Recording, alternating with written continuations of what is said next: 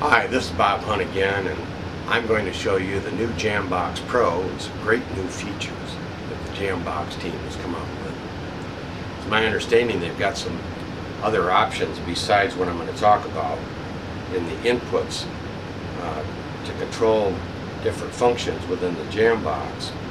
I'm going to focus on one today.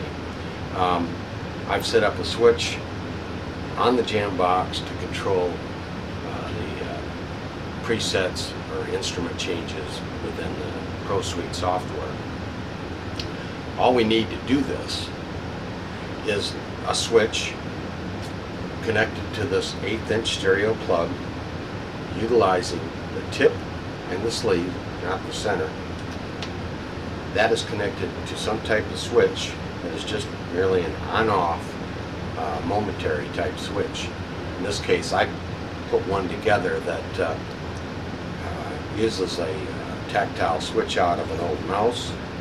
Took a white plastic strip, slipped it in some plastic tubing, soldered the thing together, put a zip tie on top, voila, switch. Now we have the ability to easily change presets and have different keys, chords, no chords, jump note, pitch bend, or any function change within Pro Suite.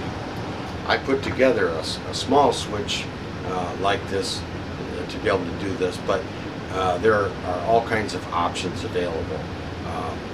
Foot switches, of course, as long as they're connected right to the input. And there are prox switches that could be mounted on the top with Velcro to allow program changes merely by bumping with the nose or the lip or something like that. So it's left up to your imagination. I'm going to demonstrate the use of the switch in a song, but let's look at a couple other of the features of the Jamboxx Pro. A real important one that I like is this tactile feedback strip.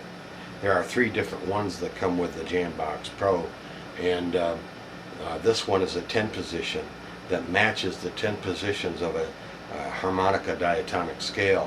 There's also an 8 position and a 12 position, so you can be quite flexible on whatever scale you want to use, still have tactile feedback.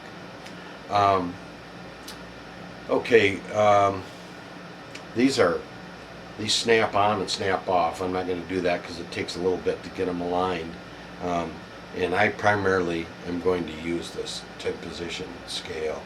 So it's matching the diatonic scale. I think that the tactile strips added with the visual feedback is the right way to go for me, because now I have both feedback methods, and so my playing is hopefully going to be more precise, and I won't overshoot and undershoot. Another really nice feature that they've added is this spring-loaded self-centering mod wheel. No longer do I have to worry about when I use it physically returning it to center. It'll automatically do that, so it won't be forgotten and end up playing out of key or whatever in a pitch bend mode or so forth.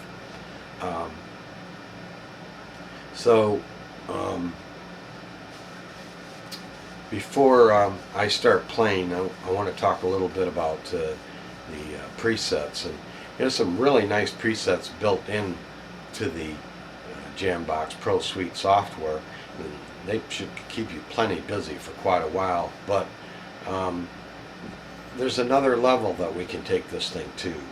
And we can use Reaper or a number of different digital audio workstation software programs that will allow hosting of virtual instruments, or VSTs.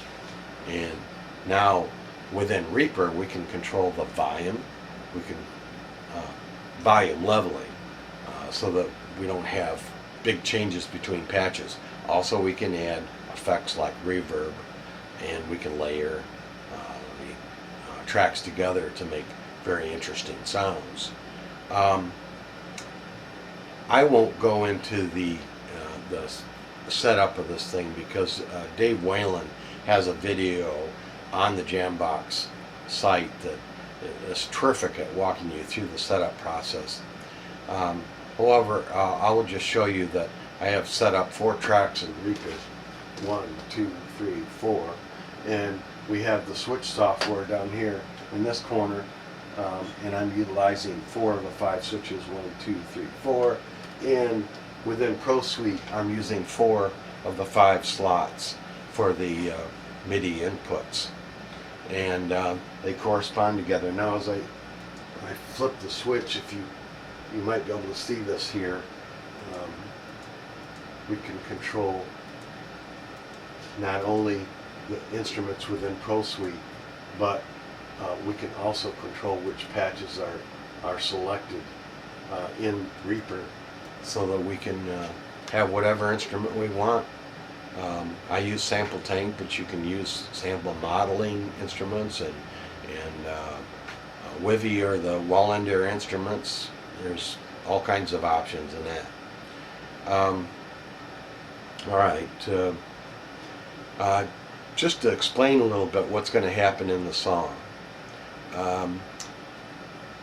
This is a song called Footprints by Wayne Shorter, and there's a melody and there's some leads, and it comes back to the melody. And in the first section I'm going to use the first switch position, and that is a harmonica patch that has note jump, and then after the melody is played, I'll do a lead with a smooth synth lead that it has pitch bend capability, and then I'll make another solo with a harmonica, and that is also has the pitch bend, and the last one we go to will be back to our melody, and I'm going to use note jump again in order to get all the notes within that particular melody, and then we're done. So let's play the song.